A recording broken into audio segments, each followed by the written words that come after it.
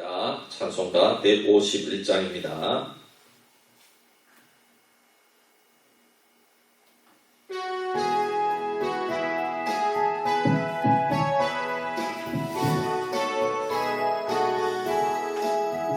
만왕의 왕 내 주께서 왜 고쳐당했나. 이 벌레 같은 날 위에 그 보혈을 렸네. 십자가 내가 처음 볼 때에 나의 맘에 큰 고통 사라져. 오늘 믿고서 내 눈 밝았네. 참 내 기쁨 영원하도다. 주 십자가 못 박힘은 속죄함 아닌가. 그 긍휼함과 그 은혜 말할 수 없도다. 십자가 내가 처음 볼 때에 나의 맘에 큰 십자가 내가 처음 볼 때에 나의 맘에 큰 고통 사라져. 오늘 믿고서 내 눈 밝았네. 참 내 기쁨 영원하도다. 늘 울어도 주님께 못 맞춰서 주의 이름 쓰리하네. 십자가 내가 처음 볼 때에 나의 맘에 큰 고통 사라져. 오늘 믿고서 내 눈 밝았네. 참 내 기쁨 영원하도다.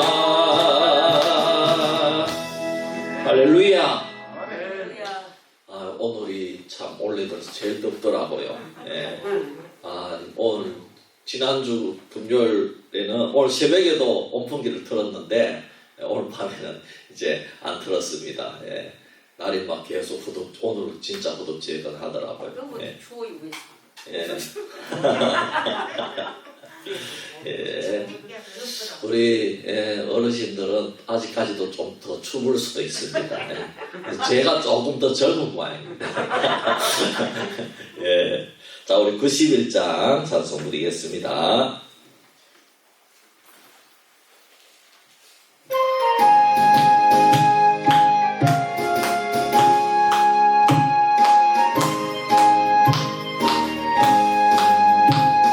슬픈 마음 있는 사람 예수 이름 믿으면 영원토록 변함없는 기쁜 마음 얻으리. 예수의 이름은 세상의 소망이요. 예수의 이름은 천국의 기쁨일세. 거룩하신 주의 이름 너의 방패 삼아라. 환난 시험 당할 때에 소망이요. 예수의 이름은 천국의 기쁨일세. 존귀하신 주의 이름 우리 기쁨 되도다. 주의 품에 안길 때에 기쁨이요. 예수의 이름은 천국의 기쁨일세. 우리 갈 길 다가올 후에 보좌 앞에 나가 왕의 왕께 경배하며 멸류관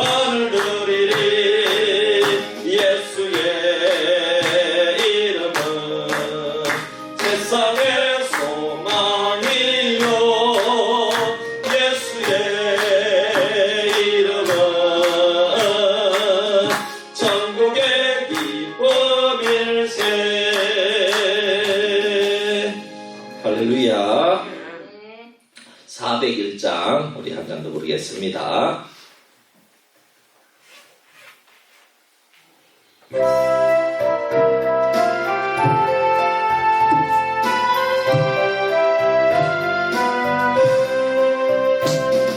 주의 곁에 있을 때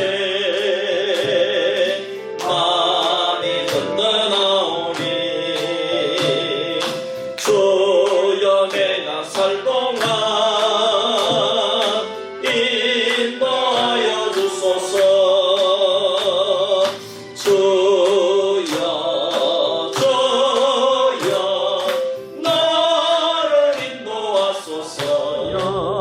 나를 인도하소서. 빠른 세상 살 동안 주여 인도하소서. 피난처인 예수여 세상 물결어만 영화로운 나라와 눈물 없는 곳으로 들어가게 하소서. 주 빠른 세상 살 동안 주여 인도하소서. 세난처인 예수여 세상 물결어말 때 그 신은혜 베푸소. 나를 숨겨주소서. 주여 나를 인도하소서. 빠른 세상 살 동안 주여 인도하소서. 세상 풍파진 않고 세상 풍파진 않고 영화로운 나라와 눈물 없는 곳으로 들어가게 하소서. 아멘. 주여 나를 인도하소서. 빠른 세상 살 동안 주여 인도하소서. 우리 한 번 더 하겠습니다. 주의 곁에 있을 때 마음이 든든하오니 주여. 살아계신 아버지 하나님 참으로 고맙고 감사합니다. 오늘도 무더운 참 날씨였지만은 우리 성도님들 일터 가운데 무사히 지켜주시고 또 이 밤에 피곤한 몸을 이끌고 주님을 사랑하기 때문에 우리가 기도하기 위해서 모였습니다. 하나님께서 이 자리에 모인 우리 모든 사랑하는 수비교회 성도님들을 붙들어 주시고 기도 제목을 응답하여 주시고 마음의 소원을 이루어 주시옵소서. 또 우리를 통하여 아버지 이 세상 가운데 축복의 통로로 삼아 주셔서 우리의 이웃들이 주님을 알게 되고 우리의 가족들이 돌아오는 놀라운 역사도 일어나게 하여 주시옵소서. 이 시간에도 말씀을 들을 때에 이 말씀 가운데 주님을 만나게 하시고 또 이 말씀을 인격적인 주님의 말씀으로 받아들여서 우리의 삶에 잘 적용하여서 열매 맺는 성도들이 되게 하여 주시옵소서. 감사드리며 우리를 구원하신 예수님의 이름으로 기도하옵나이다. 아멘. 요한계시록 14장 14절에서 20절 말씀 교독하겠습니다. 요한복음 14장 14절에서 20절 말씀을 교독하도록 하겠습니다. 제가 먼저 14절을 봅니다. 또 내가 보니 흰 구름이 있고 구름 위에 인자와 같은 이가 앉으셨는데 그 머리에는 금면류관이 있고 그 손에는 예리한 낫을 가졌더라.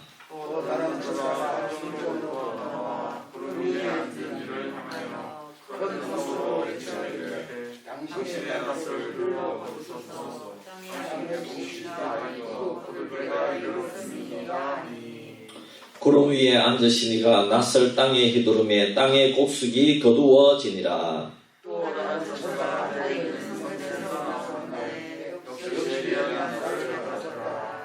또 불을 다스리는 다른 천사가 제단으로부터 나와 예리한 낫 가진 자를 향하여 큰 음성으로 불러 이르되 내 예리한 낫을 휘둘러 땅의 포도송이를 거두라. 그 포도가 익었느니라 하더라.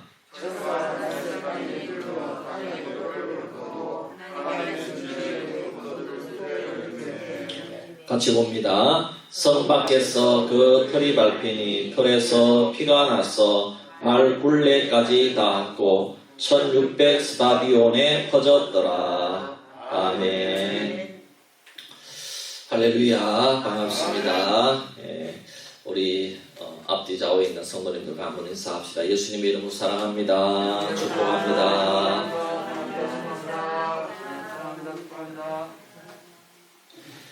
오늘 굉장히 더웠는데 이제 정말 이제 5월달 같아요. 그동안은 아직까지 참이 아침 저녁으로 사늘해가지고 참 계속 우리 교회는 오프기까지 돌렸는데 오늘 갑자기 이렇게 더워졌습니다. 어쨌든 이런 일교차도 크고 이럴 때에 감기 조심하시고 또 일할 때 조심하시기를 바랍니다. 계시록 12장에서 14장까지가 한 단원의 내용인데 오늘이 14장의 마지막 내용입니다. 우리는 지난 12장 13장에서 바다에서 나온 짐승과 땅에서 나온 짐승이 용으로부터 권세를 받고 온 세상을 통치하면서 하나님의 백성들, 즉 교회와 성도들을 핍박하고 박해하는 것을 보았습니다. 그러나 하나님의 백성들 14만 4천 명, 즉 교회의 온 성도들은 이 핍박을 받으면서도 고난을 받으면서도 그것으로 끝나는 것이 아니라 어린 양과 함께 시온산에 서서 새 노래로 하나님을 찬양하는 것을 우리가 살펴보았습니다. 그리고 성도들이 핍박을 받아서 순교를 하거나 이 세상에서 우리의 인생을, 우리의 삶을 다 마치고 죽음에 이르는 것은 주님 안에서 복된 죽음이다 하는 것을 살펴보았습니다. 오늘은 이제 죽음 이후에 믿는 자나 믿지 않는 자가 하나님 앞에 섰을 때에 그 삶을 결산하는 내용이 나옵니다. 제가 우리 수비교회에 와서 목회를 해보니까 우리 성도님들은 대부분 농민들입니다. 지금은 연로하셔서 농사를 못 지어도 과거에 다 농사를 지으면서 자녀들을 양육하고 또 학교에도 보내고 그리고 출가도 시켰습니다. 올해도 지금 농사가 한창입니다. 코로나로 이 외국 인부들이 못 들어와가지고 일손이 많이 모자라서 참 많이 힘들다는 그런 얘기를 들었습니다. 우리 성도님들이 힘을 내어서 올해도 풍년이 오고 또 가을에 큰 수확을 거둘 수 있기를 여러분 우리가 함께 기도하면 좋겠습니다. 물론 어려움이 있지요. 인부도 모자라고 또 올해도 작년에도 참 비가 엄청 왔잖아요. 그런 장마가 참 드물게 왔었는데 올해도 어떻게 될지 모릅니다. 그러나 여러분 올해도 분명하게 큰 은혜가 있을 줄 믿습니다. 그런데 우리가 지금 이렇게 고생하면서 고추도 심고 또 사과나무도 관리하고 또 상추와 여러 가지 농산물을 온 힘을 다해서 이렇게 일하는 이유는 오직 하나입니다. 그것은 가을 추수 때에 그 곡식과 과일과 열매들을 풍성하게 수확하기 위해서인 줄 믿습니다. 그 모든 것을 추수하기 위해서 우리가 오늘 이렇게 고생한다는 겁니다. 오늘도 우리 봉석 씨는 열심히 고추를 심고 이제 왔다 그러더라고요. 그래서 다른 밭에서 일해주고 왔다고 그러더라고요. 여러분들도 참 많이 힘들 줄 압니다. 그러나 여러분 우리는 가을 추수를 바라보면서 지금 열심히 모종도 심고 또 상추도 심고 또 열심히 남의 집에 가서도 일해주고 그러는 줄 믿습니다. 아무도 이 일을 취미 삼아서 재미 삼아서 농사를 짓는 분은 없습니다.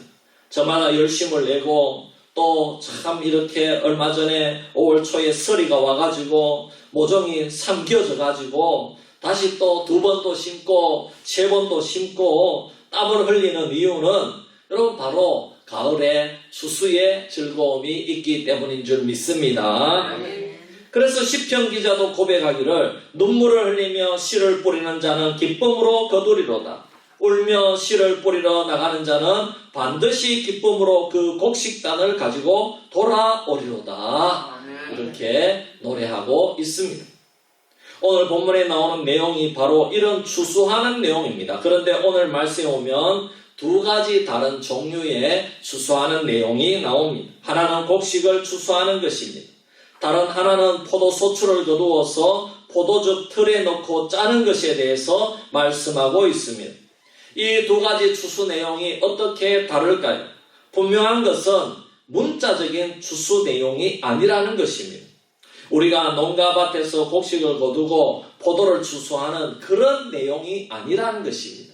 무엇인가 비유하고 상징하고 있다는 것입니다.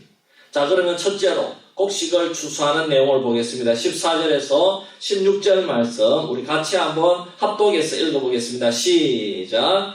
또 내가 보니 흰 구름이 있고 구름 위에 인자와 같은 이가 앉으셨는데 그 머리에는 금면류관이 있고 그 손에는 예리한 낫을 가졌더라. 또 다른 천사가 성전으로부터 나와 구름 위에 앉은 이를 향하여 큰 음성으로 외쳐 이르되 당신의 낫을 휘둘러 거두소서. 땅의 곡식이 다 익어 거둘 때가 이르렀음이니이다 하니 구름 위에 앉으신 이가 낫을 땅에 휘두르매 땅의 곡식이 거두어지니라. 아멘. 먼저 14절 말씀이 누구를 뜻하는지 알아야 됩니다. 흰 구름 위에 인자와 같은 이가 앉아 있습니다.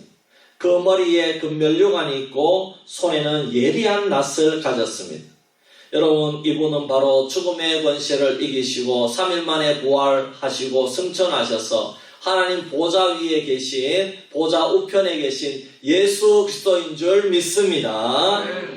예수님께서 손에 날이 선 낫을 가졌다는 것은 이제 추수할 준비가 다 되었다는 것입니다. 그런데 주님이 낫을 들고 있는데 천사 하나가 성전으로부터 나와서 주님 앞에 와서 큰 소리로 외칩니다. 이것은 우리가 우리말 성경으로부터 보면 마치 상급자가 하급자에게 하는 말투로 되어 있는데 헬라어 원문으로는 그렇지 않습니다. 당신이 낫을 휘둘러 거두십시오. 거두어야 할 때가 이르렀고 땅에 곡식이 다 익었기 때문입니다. 이런 의미라는 것입니다. 그리고 성전에서부터 나왔다는 것은 하나님이 계신 곳으로부터 왔다는 뜻이기 때문에 하나님의 말씀을 가지고 와서 전달하고 있다는 의미가 되는 것입니다. 그러므로 천사는 단순한 전달자이고 예수님은 자기 마음대로 곡식을 추수하는 것이 아니라 하나님 아버지의 명령을 따라서 곡식을 추수한다는 것을 우리에게 보여주고 있는 것입니다. 예수님께서 마침내 낫을 휘두르시니 너무나도 쉽게 곡식이 추수되는 것으로 나옵니다. 예수님은 추수하는 일에 있어서 땀을 뻘뻘 흘려가면서 힘들게 일하실 필요가 없다는 것입니다. 너무나 쉽게 낫을 싹 휘두르니까 금방 추수를 해버린다는 것입니다. 예수님이 이 세상을 심판하고 추수하실 분으로 예언된 것은 이미 세례 요한의 선포 속에서 나온 것입니다. 마태복음 3장 12절에 보면 손에 키를 들고 자기의 타작마당을 정하게 하사 알곡을 모아 곳간에 들이고 쭉정이는 꺼지지 않는 불에 태우시리라. 이렇게 나옵니다. 그러나 땅 위에 계시는 동안에는 예수님께서 심판자 혹은 추수꾼으로 활동하는 것이 아닙니다.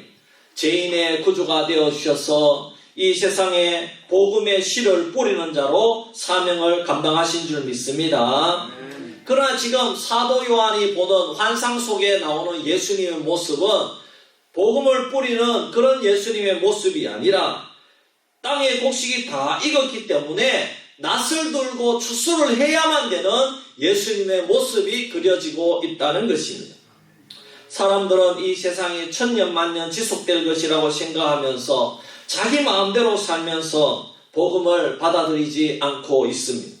그러나 이미 세상은 정해진 시간이 다 끝나고 지금은 여러분 축구가 여러분 90분 이 경기가 끝나면 그 다음에 몇 분 주어지는 시간을 뭐라 그러죠? 연장전이 아니죠. 루즈 타임이라고 그럽니다. 루즈 타임. 이 루즈 타임, 여러분 지금 이 시대가 루즈 타임과 같은 시간입니다. 이 루즈 타임과 같이 적용받고 있는 상황과 같아가지고 여러분 지금 언제 하나님이 경기 끝을 알리는 호각을 불지 알 수 없는 상황이라는 것입니다.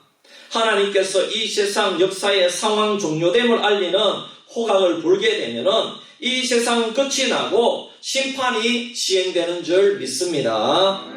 그런데 하나님께서는 아직까지는 그 때를 늦추고 지금 루즈 타임을 적용하고 계시는데 그 이유가 어디에 있겠습니까? 그것은 하나님께서 선택하신 백성의 숫자가 다 찰 때까지 기다리고 계시는 것입니다. 그 시간까지는 이 땅에 있는 교회 안에서도 알곡과 죽정이가 함께 공존을 하면서 신앙생활을 하는 것입니다. 때로는 알곡보다 죽정이가 더 인정을 받고 더 기세가 등등하여서 교회에서도 인정을 받고 알곡은 심지어 오해도 받고 핍박을 받을 수도 있습니다. 그러나 마지막 때가 되어 주님이 재림하시면 예수 그리스도께서는 심판주로서 신속하게 하나님의 택한 백성들, 즉 알곡들을 모아서 추수하여서 곳간에 들여서 참된 평안과 쉼을 누리게 할 줄 믿습니다. 이것이 바로 알곡을 추수하는 것입니다. 예수님께서 낫을 들고 알곡을 다 모아가지고 이 알곡들은 곳간에 드리는 줄 믿습니다. 천국에 드리는 줄 믿습니다. 두 번째 추수는 포도를 추수해서 포도즙 틀에 넣어가지고 밟기를 한다는 겁니다. 발로 막 밟는다는, 지근지근 밟는다는 것입니다. 그것이 이제 17절에서 20절에 나옵니다.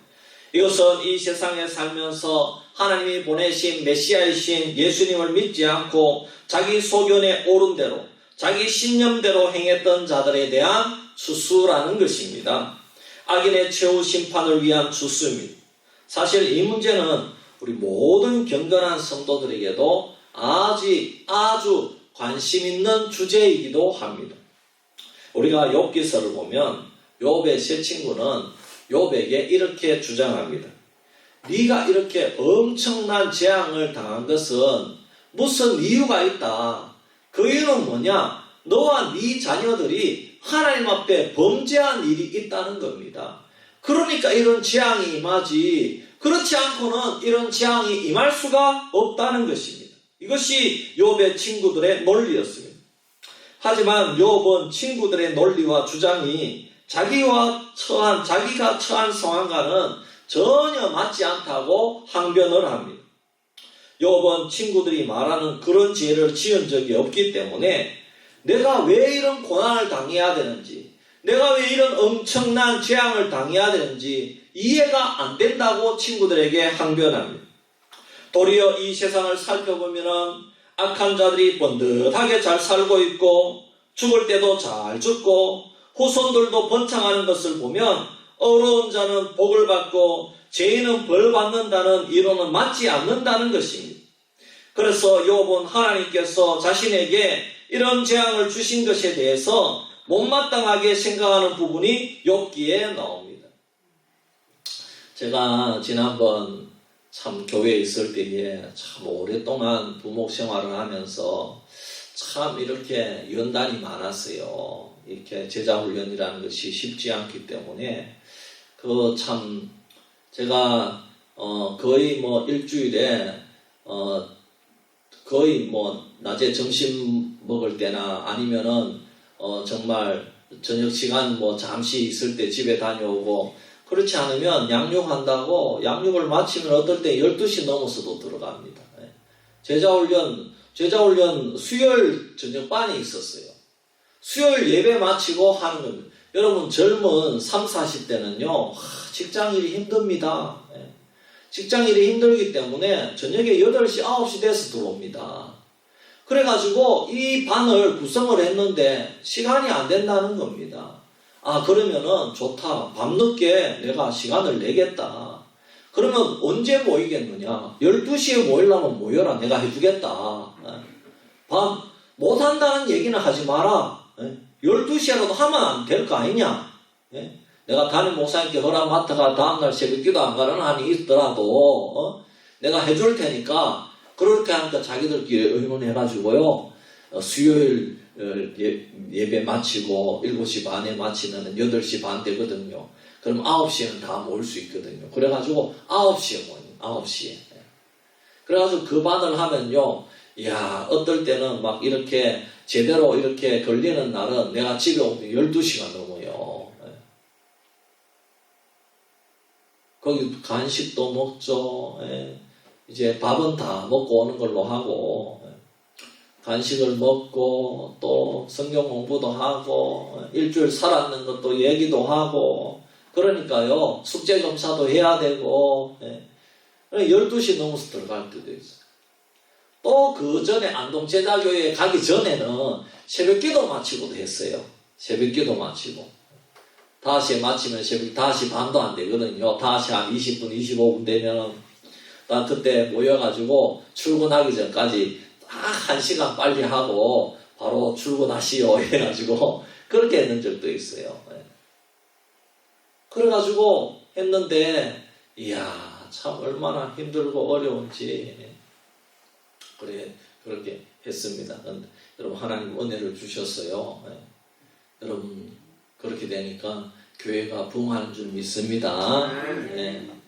여러분 근데 중요한 것은 제가 이제 나이도 차고 이렇게 돼서 교회에서도 제가 부모 이제 수석 부모이니까 저한테 지불되는 경비가 만만치 않아요. 저한테는 사택도 다 이렇게 주시고 이렇기 때문에 매달 월세 또 들어가는 게 있고 교회에서 지불하는 월세도 있고 거기다가 또 저한테 들어가는 돈이 월급이 이제 300만 원이 넘습니다. 그러다 보니까 이게 교회가요 거기다 빚이 수십억 있죠. 그러니까 야 이게 나중에는 제가 점점 힘들어지더라고요. 제가 점점 힘들어지고 또 막 교회에서는 괜찮다 좋은 교회가 나올 때까지 있어라 그러는데 그건 이제 목사님 얘기지 이제 장모님들이나 이게 재정 맡으신 분들의 눈치를 보면은 그게 아니더라고요. 그래가지고 기도하는데 막 이렇게 나중에는 힘들었어요. 그래 나중에는 제가 왜 이런 얘기를 하느냐 그러면은 이렇게 참 악한 자들이 참 이렇게 잘 되는 경우에 힘들더라는 거예요. 그래서 제가 교회를 위해서 임지를 위해서 기도하는데 이야 누구는 몇 억 주고 들어갔다 누구는 몇 천만 원 주고 그 교회에 들어갔다 이런 얘기를 자꾸 들리는 거예요. 나는 가서 선볼 때마다 떨어지는 거예요. 선볼 때마다 그래서 기도하는 거예요. 하나님 참 돈을 주고도 다들 잘 들어가는데 하나님 정말 하나님 그러려면은 참 이렇게 그렇게 하는 분들이 다 잘못되었다는 얘기는 아닙니다. 여러분 오해하지 마시고 그 중에서도 사정이 있는 분들이 있고 또 정말 어려운 교회는요 이전에 목사님들이 이렇게 은퇴하고 나면은 퇴직금도 없어요. 퇴직금도 없고 또 이렇게 아무것도 없어요. 그럼 그 목사님 그럼 가서 뭘 어떻게 합니까? 퇴직금이라도 받아 나가야 되잖아요. 그렇기 때문에 좀 이런 것들이 좀 잘못된 이런 전통이 생겨서 그런지는 모르겠는데 이렇게 해서 참 그런 경우가 생기는 나는 힘들더라고요. 그래서 이제 기도하는데 하나님 참 하나님 지금까지도 난 그래도 난 하나님 앞에 잘못한 것도 많다고 내가 또 죄도 많이 지었다고 내가 잘못한 것도 있고 실수한 것도 많지만은 그러나 하나님 내가 들어갈 임지를 허락해 주시옵소서 기도했습니다. 기도하고 좋은 장로님 만나게 해달라고 기도하고 하나님 농촌교회 어디 보내도 나는 좋습니다. 농촌교회라도 보내도 좋은데 그래도 좀 설교할 수 있도록 그래도 이 30명은 좀 있어야 안 되겠습니까? 그렇게 그래도 좀 제 욕심도 조금 차리면서 이렇게 기도했어요. 그렇게 기도하고 하나님 그러나 어디에 보내도 가는데 대구 경북이면 좋겠습니다. 경남이라도 괜찮습니다. 대구 경북이면 좋겠다고 그렇게 기도했어요.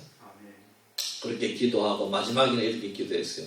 하나님, 내가 하나님 앞에 정말 임지가 없어서 내가 혹시 그럴 리는 없겠지만 쫓겨나거나 그만두게 된다면은 하나님이 손해입니다.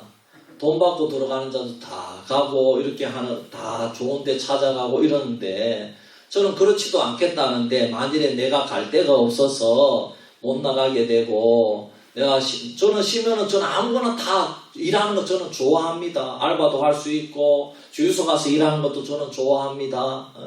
하나님 어떻게 하시겠습니까? 제가 그렇게 됐습니다. 진짜 그래 했어요. 그렇기도 했는데 하나님이 우리 교회에 보내주신 줄 믿습니다. 어쨌든 그랬습니다. 그래서 참 이 세상에 보면은 악한 자들이 번듯하게 더 잘 되고 또 죽을 때도 더 편안하게 잘 죽고 예수 믿는 자들은 막 사고 나서 만나서 죽고 이렇게 참 이런 고난이 있는 것을 보면은 이 욥처럼 이런 항변을 왜 안 하겠느냐는 말입니다. 여러분 오늘 우리가 사는 현실도 마찬가지죠. 많은 경우에 죄를 짓고 악하게 사는 사람들이 당장 벌을 받지 않고 신나게 살아가죠. 힘들게 사는 서민들은 어렵게 공부해서 힘들게 노동을 해서 겨우 살아가는데 이번 정부 들어서 힘있는 부모를 가진 자녀가 스펙이나 인턴 경력 심지어 상까지 가짜로 발급을 받아서 대학도 졸업하고 대학원도 졸업하고 의사고시도 합격하여서 병원에 의사 노릇을 할 때에 사람들은 하나님의 공의와 정의가 의심스럽게 여겨진다는 것입니다. 장관 후보자들을 뽑을 때도 이제는 청문회를 할 필요가 없을 정도로 오늘 어떤 분이 제가 잠깐만 봤는데 뉴스 이런 프로그램을 보면서 이제는 청문회나 검증 과정이 필요 없어졌다. 만대하느냐 대통령이 원하는 사람 그냥 세우면 되지. 유야 뭐야 있을 필요가 없다 이런 얘기를 하더라고요. 그런데 정부가 참 이렇게 180석이라는 이런 그런 정당의 힘을 얻고 그냥 무시하고 자리 앉히는 겁니다. 그러면서 믿지 않는 자들과 하나님을 무시하는 그런 영적 힘을 가진 자들은 하나님이 어디 있느냐고 하면서 마음대로 교회와 성도들뿐만 아니라 이 나라를 유린하는 것입니다. 이 세상은 임자가 없는 땅이기 때문에 이렇게 권세가 있을 때 빼앗아야 한다고 주장을 합니다. 그래서 LH 사건도 터지는 겁니다. 이제는 이 땅을 다 자기들 땅이 되고 자기 마음대로 하려고 했던 것입니다. 물론 모든 권력자와 공직자가 그렇게 하는 것은 아닙니다. 하지만 분명한 것은 그 영적 배후에 권력자들과 공직자들을 타락하게 만드는 세력이 있다는 것은 여러분 분명하다는 것입니다. 꼭 이 정부를 두고 제가 얘기하는 것이 아닙니다. 어떤 정부가 들어서도 마찬가지입니다. 여러분 하지만 17절 이하 말씀을 보십시오. 이 세상에서 어떻게 살았든지 간에 분명히 시시비비를 가릴 때가 있다는 것입니다. 특히 이 구절은 악인의 최후는 어떻게 되는가에 대한 분명한 답을 제시하고 있습니다. 17절부터 20절 말씀을 다시 읽어보겠습니다. 시작.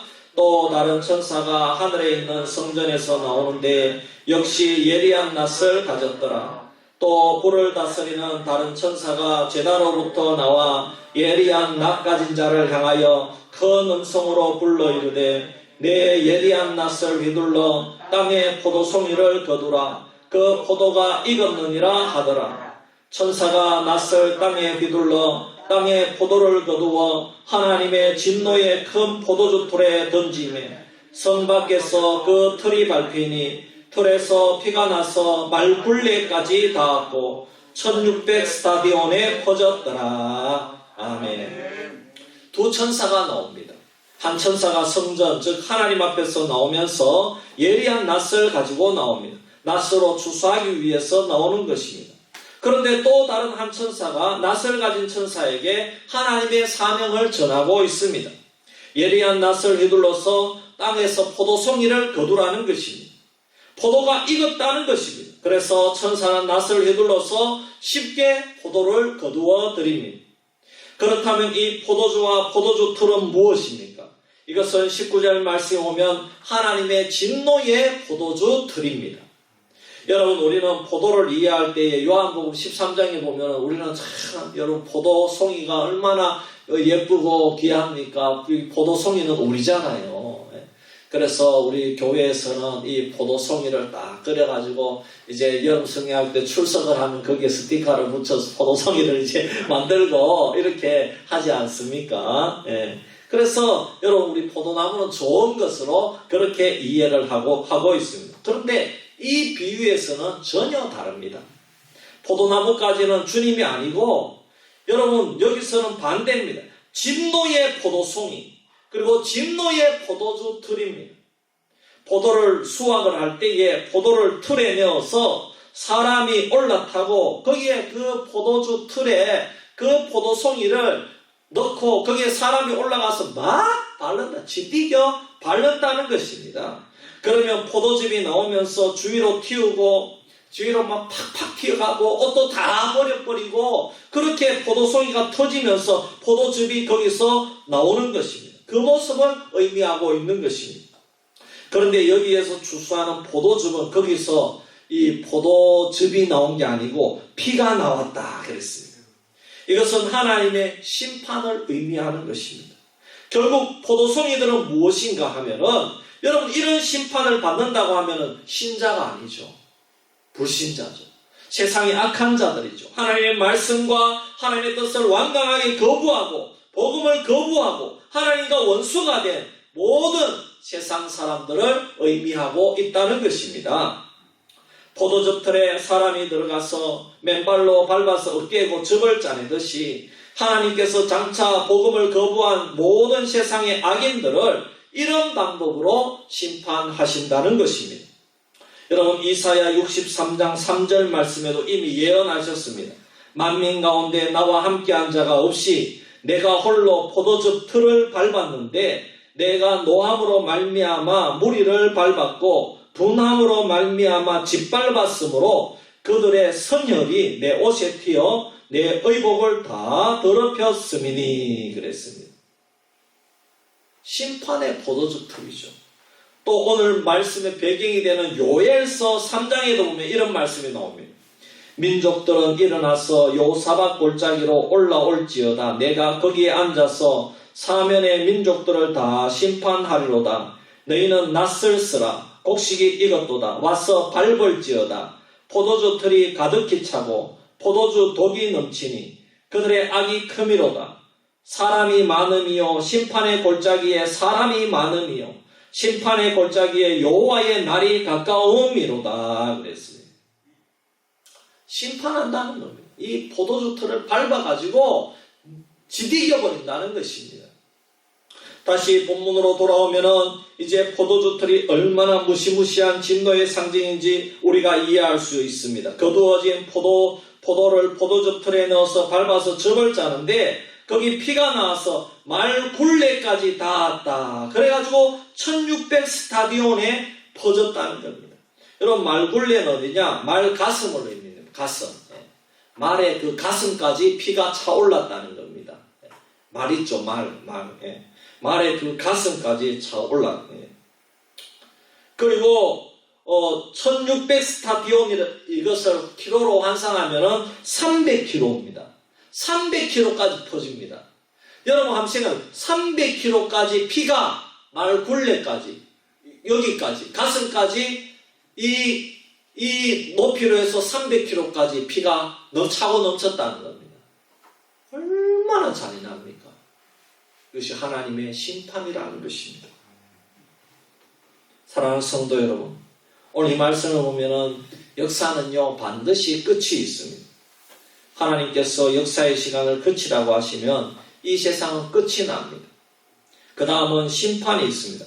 두 종류의 심판이 있습니다. 믿음의 백성들은 단 한 사람도 예외 없이 다 추수해가지고 거두어가지고 여러분 알고 곳간에 드리는 줄 믿습니다. 즉 영원한 하나님의 나라에 들어간다는 것입니다. 이 마지막 추수를 맡은 분은 우리 구주 예수 그리스도인 줄 믿습니다. 그리고 그토록 무인으로 살았던 불신앙인들, 악인들은 포도주 틀에 던져져서 으깨어지는 이 포도송이처럼 하나님의 심판을 철저하게 당하게 될 것입니다. 그러므로 우리 수비교회 성도들은 더욱더 믿음을 튼튼히 하여서 하나님의 말씀을 소중히 하고 믿음을 잘 지키는 성도가 되기를 축복합니다. 우리 찬송 하나 부르고 우리 기도하도록 하겠습니다. 176장입니다.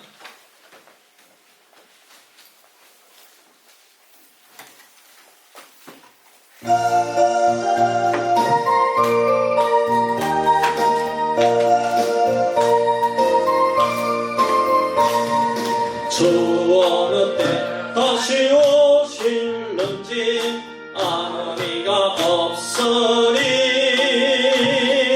灯밝히고 너는 깨어 있어 주를 반겨맞으라. 주 안에서 우리 몸과 마음이 깨끗하게 되어서 주 예수님 다시 오실 때에 모두 기쁨으로 맞으라. 주 오늘에 다시 오신다면 부끄러움 없을까. 잘하였다 주님 칭찬하며 우리 맞아주신다. 주 안에서 우리 몸과 마음이 깨끗하게 되어서 주 예수님 다시 오실 때에 모두 기쁨으로 맞으라. 주 예수님 맡겨주신 일에 모두 충성 다했나. 내 맘속에 관심 넘칠 때에 영원한 식 없겠네. 주 안에서 우리 몸과 마음이 깨끗하게 되어서 주 예수님 다시 오실 때에 모두 기쁨으로 맞으라. 주 예수님 언제 오실는지 깜빡이나 나지나 늘 깨어서 주님 만난 성도 주의 영광 보겠네. 주 안에서 우리 몸과 마음이 깨끗하게 되어서 주 예수님 다시 오실 때에 모두 기쁨으로 맞으라. 오늘 말씀을 생각하면서 우리 먼저 기도하겠습니다. 하나님께서 역사의 시간을 끝이라고 하면 이 세상은 끝이 납니다. 그 다음에는 심판이 있습니다. 두 종류의 심판이 있습니다. 믿음의 백성들은 단 한 사람도 예외 없이 다 거두어져서 알곡 추수를 하여서 하나님의 곳간 영원한 하나님의 나라에 들이게 되고 그토록 무인으로 살았던 불신앙인들, 악인들은 포도주 틀에 던져져서 으깨어지는 포도송이처럼 하나님의 심판을 철저하게 당하게 될 것입니다. 주님, 나와 내 가정은 항상 주님을 기다리며 준비하는 정결한 신부가 되게 하여 주시옵소서. 믿음을 가지고 경각심을 가지고 주님 오실 날을 대비하며 준비하는 묵묵히 사명을 감당하는 신앙인들이 되게 하여 주시옵소서. 우리 제목으로 우리 잠시 기도드리겠습니다. 할렐루야. 아버지 하나님 고맙고 감사합니다. 하나님 최후에 어떤 심판을 당할지 오늘 말씀이 우리에게 가르쳐주고 있습니다. 우리가 주님을 잘 믿고 끝까지 인내하여 아버지 하나님 주님을 끝까지 배반하지 아니하고 말씀 가운데 아버지 주님의 사명을 감당하며 천국 복음을 증거하며 아버지 주님 아버지 착하고 충성된 종아 이렇게 칭찬받을 때에 우리는 알고 꽃간으로 아버지 드려져서 저 천국에서 영생 공당을 누리며 하나님을 찬양하며 아버지 우리 믿음의 신앙의 선배들과 동지들과 함께 그 천국에서 참으로 기쁨과 즐거움과 참된 안식을 누리게 됨을 믿습니다. 아버지 그러나 아버지 하나님 이 세상의 악한 자들은 어떻게 됩니까? 참으로 아버지 하나님 아버지 악한 자들의 최후 심판을 보게 되면 우리는 결코 안심할 수만은 없습니다. 우리가 더 깨어있어 기도해야 되고 우리가 더 복음을 전도해야 되고 우리가 더 경각심을 가지고 나와 내 가정을 아버지 하나님께로 인도하며 아버지 하나님 늘 깨어있어 주의 복음 사명을 감당해야 될 터인데 아버지 하나님 우리에게 그러한 아버지 믿음을 허락하여 주시고 순간순간 아버지 하나님 주님께서 우리에게 베풀어 주신 그 십자가의 은혜를 생각하면서 믿음의 경주를 최선을 다해서 사도 바울처럼 달려가는 저희들이 다 될 수 있도록 인도하여 주시옵소서. 그래하여 나와 내 가정이 구원 얻기를 원합니다. 사랑하는 아버지 하나님 우리 가족들 형제들 동기들 배우자들 아버지 하나님 부모님들 아버지 하나님 주여 어서 속히 구원하여 주시옵소서. 아버지 하나님 어서 속히 주님 앞에 돌아와서 아버지 하나님 최후 심판을 면하고 아버지 하나님 주의 전에 와서 아버지 기쁜 마음으로 예배드리며 나에게 주신 사명을 발견하여 아버지 천국 상급을 쌓기에 부족함이 없는 우리 수비교의 모든 성도들과 가족들이 될 수 있도록 주여 인도하여 주시옵소서. 주님 믿습니다. 아버지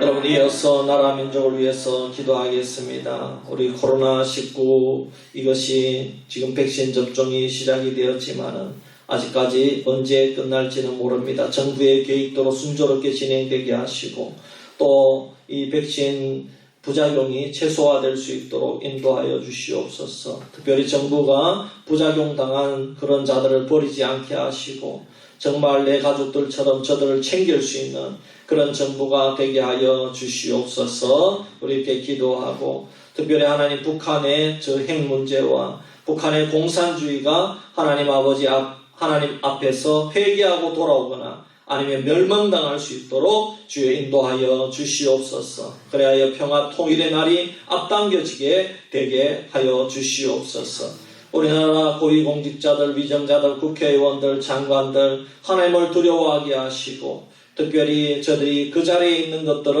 그 자리에 있는 것은 오직 주의 백성들 그리고 이 땅 위에 있는 백성들을 잘 섬기기 위함임을 깨닫게 하여 주시옵소서. 우리는 제목으로 우리 한번 나라 민족을 위해 기도하겠습니다. 아버지 하나님 은혜와 사랑을 감사합니다. 아버지 하나님 코로나19로 말미암아 우리 국민들이 1년 5개월 동안 지금 고통당하고 있는 가운데 있습니다.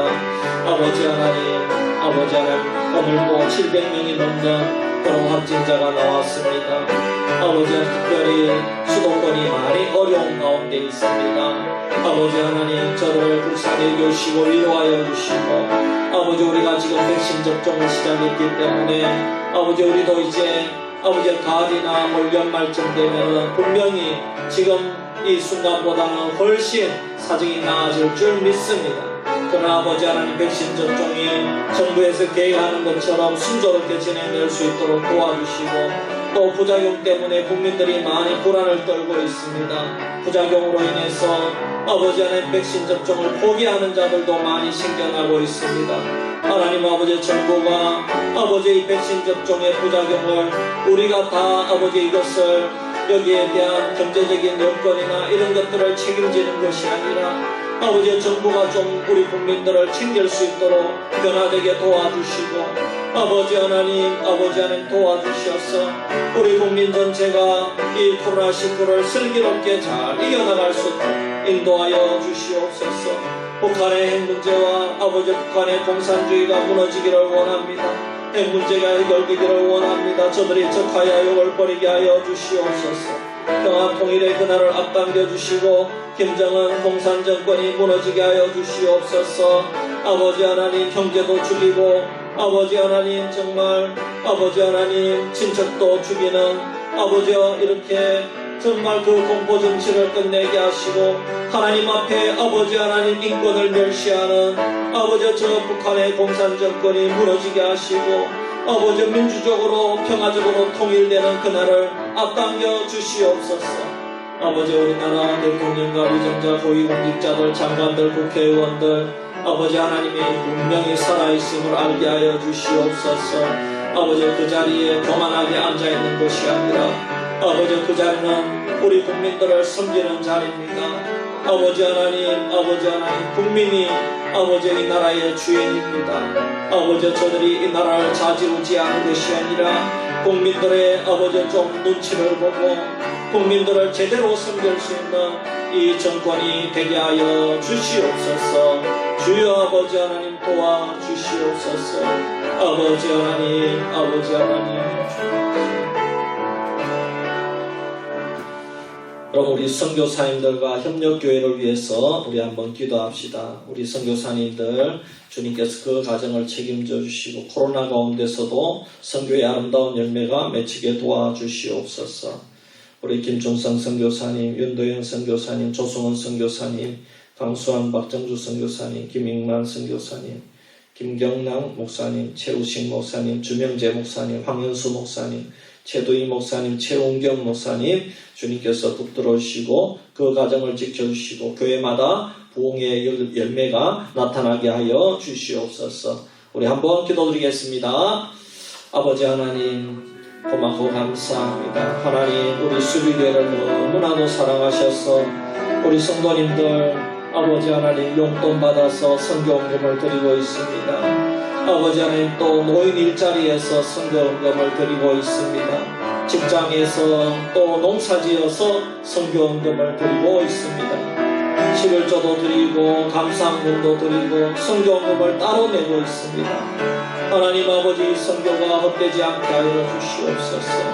아버지 하나님 붙들어 주시옵소서. 아버지 하나님 선교사님들마다 아버지 하나님께서 붙들어 주시고 위로해 주시옵소서. 주님 힘들고 어려울 때 예수 십자가를 바라보게 도와주시옵소서. 아버지 하나님 붙들어 주시고 아버지의 능력 가운데 그 가정을 책임져 주시옵소서. 코로나 때문에 실망치 않게 도와주시옵소서. 또 선교지에 못 나갔다고 실망하지 않게 하시고 묵묵히 기도하며 준비하게 하여 주시옵소서. 아버지 하나님 또 우리 개척교회 목사님들과 또 우리 목사님들이 있습니다. 아버지 하나님 붙들어 주시고 아버지 하나님 용기를 주시옵소서. 힘을 주시옵소서. 믿음을 더하여 주시옵소서. 아버지 하나님 이 어려운 시국에도 아버지 목회에 아버지 귀한 열매가 맺히게 하시고 목사님과 사모님과 그 교회의 성도님들이 합력하여 나아갈 때에 하나님 아버지여 정말 아버지 아름다운 열매가 맺히고 그 열매로 말미암아 위로를 얻고 다시 힘을 얻어서 또 목회를 감당할 수 있는 우리 사랑하는 목사님들 다 될 수 있도록 인도하여 주시옵소서. 아버지 하나님 그 가족들을 책임져 주시고 자녀 손들을 붙들어 주시옵소서. 아버지 하나님 주님께서 아버지 하나님 친히 울타리가 되어주시고 길을 열어주시고 경제적인 여건을 채워주시고 아버지 좋은 배우자도 주시고 아버지 하나님 해결하여 주시옵소서. 여러분 이어서 주일 예배를 위해서 기도합시다. 우리 기도드리겠습니다. 고마우신 아버지 하나님 이어서 기도합니다. 다가오는 5월 셋째 주일 예배를 위해서 기도합니다. 부족한 종을 위해서 기도합니다. 하나님 아버지여 지혜와 명철을 다하여 주시고 아버지 하나님 주의 말씀을 묵상하고 또 아버지 하나님 주석과 참고서적을 아버지 이렇게 아버지 저희들이 참고해서 또 말씀을 전가할 때 그 말씀이 살아있는 주의 말씀이 되게 도와주시고 아버지 하나님 무엇보다도 우리 사랑하는 성도님들 다 올라와서 은혜 받게 하시고 아버지 하나님 그 가운데 꼭 필요한 말씀이 전달되어서 저들의 인격이 변화되고 삶이 변화되고 주님을 위해 달려갈 수 있는 우리 수비교회 성도들 되게 하시고, 또 우리 모두 다 어르신들입니다. 아버지, 그 말씀의 위로함을 얻어서 끝까지 믿음 생활하는데 부족함이 없는 우리 수비교회 어르신들 다 될 수 있도록 인도하여 주시옵소서. 아버지, 이 교회를 위해서 헌신하는 분들이 있습니다. 아버지 하나님 도와주시고, 아버지 하나님 청소합니다. 어린이 교회를 섬깁니다. 또 아버지 하나님 가정으로 섬깁니다. 안내로 섬깁니다. 헌금으로 섬깁니다. 기도로 섬깁니다. 아버지 주여, 주님께서 붙들어 주시고, 아버지 하나님 그 섬김이 결코 헛되지 않은 줄 믿습니다. 아버지, 소자에게 냉수 한 그릇, 아버지 이렇게 섬긴 모든 것도 주님은 반드시 기억한다고 말씀하셨사오니, 아버지 우리 사랑하는 성도님들, 헌신자들을 주님께서 기억하시고 아버지 하나님 붙들어 주시옵소서. 여러분, 마지막으로 연약한 성도님들을 위해서 기도하는데, 특별히 우리 이계양 집사님 병원에서 심장을 시술했다고 합니다. 잘 이렇게 나을 수 있도록 기도해 주시고, 또 우리 황예수 성도님 암투병 가운데 있고 박향숙 집사님 위해서 기도해 주시고, 또 그 외에 또 우리 요양원에 계시는 분들과 또 집에서 계시는 또 자녀댁에서 가서 이렇게 정말 보내는 분들이 있습니다. 또 우리 이렇게 장기 결석자도 있습니다. 새가족들도 있습니다. 우리 이분들을 위해서, 또 불신 남편을 위해서 기도하는 분들도 있습니다. 우리 이런 분들을 위해서 한번 기도하고 우리 자유롭게 기도하다가 마치도록 하겠습니다. 기도합니다. 살아계신 아버지 하나님, 감사합니다. 아버지, 우리 교회 연약한 성도님들 주님 다 알고 계십니다. 아버지, 한 분 한 분을 주님께서 안수해 주시고 치료의 손길을 베풀어 주시고 주님 위로하여 주시옵소서. 아버지 하나님, 지금도 고통 가운데 있습니다. 주님, 아버지 하나님, 우리 이계양 집사님 아버지 이렇게 심장을 시술했다고 합니다. 하나님 뜻이 있는 줄 믿습니다. 고쳐주시려고 이렇게 급하게 하신 줄 믿습니다. 주님, 깨끗하게 치료하여 주시고 나을 수 있도록 주님께서 인도하여 주시옵소서. 아버지 하나님, 그 외에도 암투병 중에 있는 우리 성도님들, 항암 치료하고 있는 성도님도 있습니다. 아버지 하나님 도와주시옵소서. 인도하여 주시옵소서. 또 아버지 하나님, 항암 치료는 이제 하지 아니하고 집에서 이렇게 아버지 암을 치료하고 또 자연을 이렇게 맞으면서 공기 좋은 곳에서 우리 치료하고 있는 우리 박향수 집사님 주님 붙들어 주시고, 아버지 하나님 주여 도와주시고 인도하여 주시옵소서. 그 가족을 위로하여 주시고 승리할 수 있도록 도와주시옵소서. 아버지 하나님 주님 붙들어 주시옵소서. 우리 아버지 하나님, 정말 우리 요양원에 있는 우리 성도님들이 있습니다. 김덕도 집사님, 안명자 집사님, 아버지 하나님 주님 붙들어 주시고, 또 우리 김순원 집사님과 또 아버지 하나님 멀리 갔지만 우리 박경호 집사님과 아버지 하나님, 우리 한 분 한 분을 주님께서 아십니다. 주님 붙들어 주시고 아버지 하나님 인도하여 주시옵소서. 아버지, 자녀에게 있는 우리 사랑하는 권사님들이 있습니다. 아버지 하나님 도와주시고 치료하여 주시옵소서. 아버지 하나님, 머리끝에서 발끝까지 치료하여 주시옵소서. 주여 아버지 하나님 믿습니다. 주여 우리 박영호 집사님과 임영희 성도님도 주님 붙들어 주시고, 아버지 하나님 주여 끝까지 믿음으로 달려갈 수 있도록 도와주시옵소서. 아버지 하나님, 장기 결석자도 있습니다. 코로나 이후에 못 나오시는 분들이 있습니다. 아버지 직장에 아버지 하나님 요양원 병원에 섬긴다고 못 나오는 분도 있습니다. 아버지 하나님 주여 도와주시옵소서. 주님 긍휼을 베풀어 주시옵소서. 주여 은혜를 베풀어 주시옵소서. 우리는 부족하고 연약합니다. 아버지 하나님, 우리는 죄악 속에 살아가고 있습니다.